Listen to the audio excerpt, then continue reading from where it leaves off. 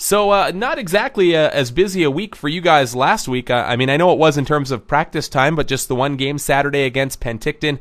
Maybe give us your thoughts about that one. Yeah, it was a little different. We'd gone 3 weekends in a row where we'd played Friday, Saturday, Sunday, so definitely a change of pace for us. And I thought the game itself, and maybe we were a little bit tentative, especially after having not played for almost a week, which we were not used to here. So overall, I thought it was a pretty good effort from our guys as far as our system play and structure play, but I just didn't think we brought the same level of desperation and intensity that we had in previous outings, and it showed. We weren't able to capitalize there. Well, and what everybody is talking about, obviously, is the goal, or the non-goal, I guess, by Evan Stack in that first period that the red light went on. Stack celebrated. The fans down at that end of the arena saw that the puck was in, but the referee didn't call it a goal, didn't consult with the goal judge. What are your thoughts about that whole situation? Yeah, that was really strange to us. I mean, we weren't sure, obviously, from where we stood, being at the other end of the rink, and the fact the ref didn't consult anybody, didn't talk with the linesman or the goal judge or really anybody, or talk to either of the coaches to explain it. I just, partially assumed that he must have known that it wasn't a goal, but, in talking to people since and to Evan as well, he was pretty certain that it was a goal, but, those are the breaks you're going to get from time to time, and, there's nothing we can do about it at this point, but obviously, pretty disappointing for Evan. That would have been his first goal, and it would have been a big one. Well, and the way that people are talking around the community, too, is that on the second goal that Penticton scored was basically a dog pile in the crease in front of Lino Kimienti, and you take that goal away, you allow Evan Stack's goal, you guys win that game 3-2. Yeah, I guess you can look at it that way. For us, it was, you never know what dynamics are going to change when those goals are allowed or disallowed or whatever it may be, but I still think we, gave up a couple of too many really good chances and forced Lino to make some really big saves. And I don't know if those were exactly the difference, but definitely had a key, play in the game. And unfortunately, like I said, you're going to get those breaks sometimes, and others you're going to have to battle against them. So certainly from one contrast to the other, you guys go from one game in the week to now all of a sudden you're playing 4 and 5 days, starting tomorrow in Cowichan against the Capitals. Do you change the mindset at all? I mean, obviously you're only going to have one practice or 2 practices, I guess, before you head out on the road again. Yeah, well, we actually had practice yesterday. We did a little bit of a skills thing, and we had Aaron Hoffman, who's runs a lot of Hockey Canada skills academies, and he was over for practice yesterday, and just to change things up and give the guys a little bit of a fresh look at some stuff. And we'll get back to touching up on some of our system structure today, and then we head out tomorrow morning. So definitely a different week for us, but I think it's nice to keep things fresh for the guys here, and we're really looking forward to getting out on the road. Well, and you mentioned that maybe the layoff last week impacted the way you guys started the game against Penticton. Is it a good thing here to have 4 games in 5 days coming up?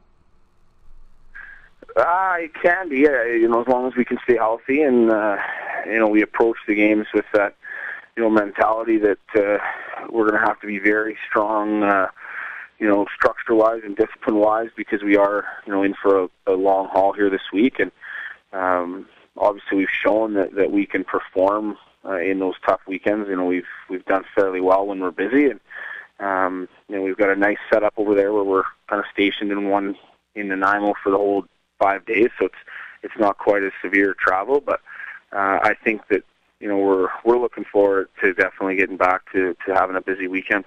And in terms of playing games against Coastal Conference opponents, obviously you're going to have your eye on the teams around you in the interior, but is it a situation where now going into these games you know how important it is to get the 2 points from these teams that are outside of your conference, or does it matter at this point?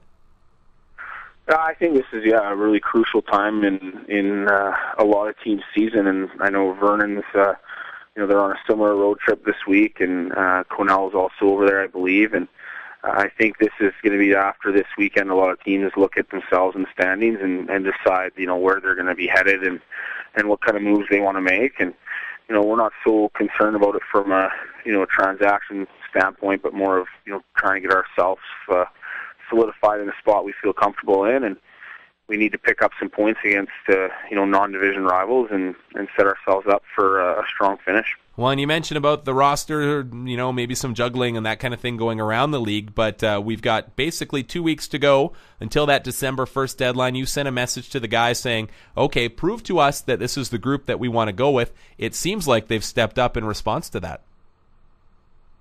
Yeah, I think for the most part, definitely.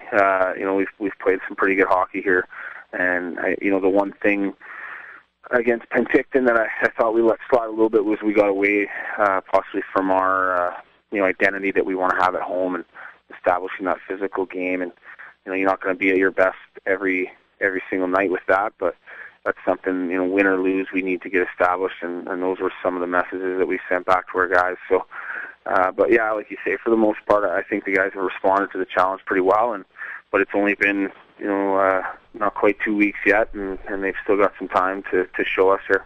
How about the roster itself? It seems like you guys are healthy finally. Cam Crawford came back on Saturday night against the Vs, and Dylan Playfer was a healthy scratch there. Are you 100% healthy going forward here? We've got a couple guys with some bumps and bruises. We're not quite sure yet with Billy Marshall if he'll be able to go for tomorrow night or maybe later in the weekend, but he'll be kind of day-to-day, and other than that, we are fairly healthy. It's, the typical wear and tear of at this point in the season, but I think we've been pretty lucky, to be as healthy as we are at this point. Now, Billy is playing great the last little while. I mean, it almost seems like it's Murphy's Law, though, Luke. You get a defenseman back in Cam Crawford, and now you've got one here who's day-to-day. Yeah, I don't know what exactly we did to anger the gods on this one, but Billy, I think, he's definitely a gamer, and we don't expect him to be out long. So, we're not overly concerned. We are going to bring Lee Muir up from the Princeton Posse for the week just to have some insurance from that aspect, and in case we have another guy go down. But, we've still got to, we had to sit a guy out last weekend. We can plug somebody in to fill the hole if Billy's not able to go Wednesday, but we know Billy he's a tough kid, and he'll be ready to go pretty soon. Are you planning on getting Lee Muir into any action at all, or is he simply just an insurance policy? No, I'd like to see him in action. I think it's tough for him to come for 5 days and not get into play. And, with 3 games in 3 days there, Friday, Saturday, Sunday, I think we need to make sure we're setting ourselves up the best to win all 3 of them. And, we might need to give one of our regulars a rest regardless of their health, and just be smart that way. So I would expect Lee to play, and I think it'll all come down and depend on how we're doing. All right, so I know that it's a busy stretch. Before I let you go, I want to just ask you a little bit about your opponent, especially tomorrow night, Cowichan Valley. What do you know about them? What do you expect from them going into their home rink?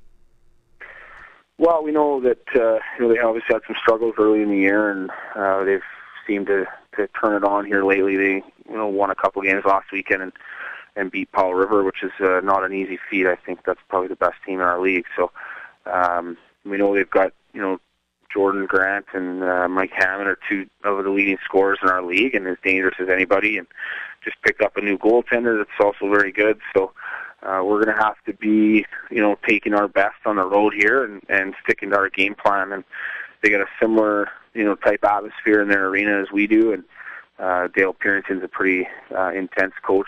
Likes to play pretty physical. So I think we'll match up good as teams, and we definitely can't go over there expecting to walk away with anything. All right, big trip coming up for you guys. It's Island Storm Part 2, I guess we could say. Luke, before I let you run, anything else that you wanted to add? No, we're looking forward to it, and but just as much as we're looking forward to getting out there, we'll be looking forward to getting home for Parents' Weekend on the 26th, 27th there. So we hope